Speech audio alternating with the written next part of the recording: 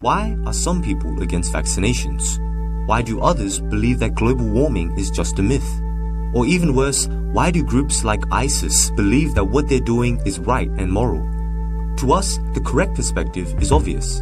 And yet, despite all the evidence and arguments we give, these destructive beliefs have not died out. In fact, they're stronger than ever. So, the question is, why are we so bad at arguing? Well, one of the biggest reasons is the backfire effect. This states that when you try to argue against a person's belief by providing contradicting evidence, you actually end up strengthening their initial belief. Just consider this experiment. Researchers tried all sorts of interventions to reform parents who were against vaccination. They provided scientific evidence that there was no link between vaccination and autism. They also tried a more emotional route. For example, some parents saw gruesome pictures of children who suffered from vaccine-preventable diseases.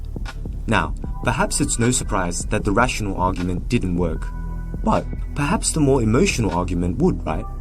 Well, not a single intervention succeeded.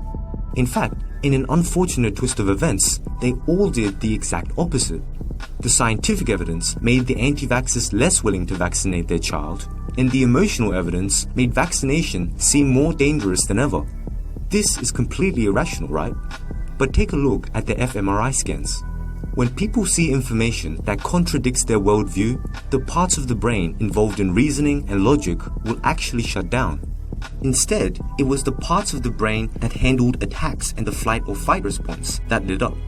This is why a calm discussion could quickly elevate into a heated fight. And when it gets to this point, we no longer care about the truth. We just want to win the argument. So, now that you know just how biased your brain is, you should try to be more open-minded towards other people's opinions. On the other hand, what if the other guy is completely wrong? What if his worldview is dangerous and damaging, not only to himself, but to the others around him?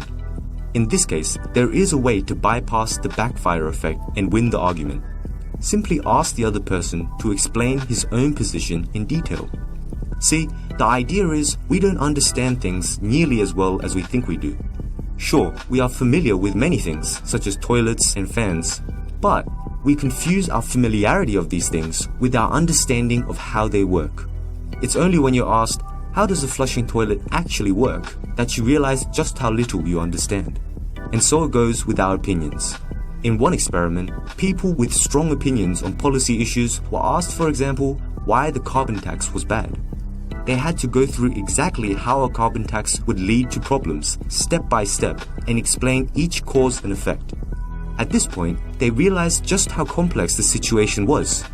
Hence, these people changed to a more moderate view, saying they were now less certain of their opinion. So, next time you need to win an argument, you should ask the other person to explain their own viewpoint in depth. And most importantly, if the argument turns out to be over nothing, it's best to just agree to disagree and move on.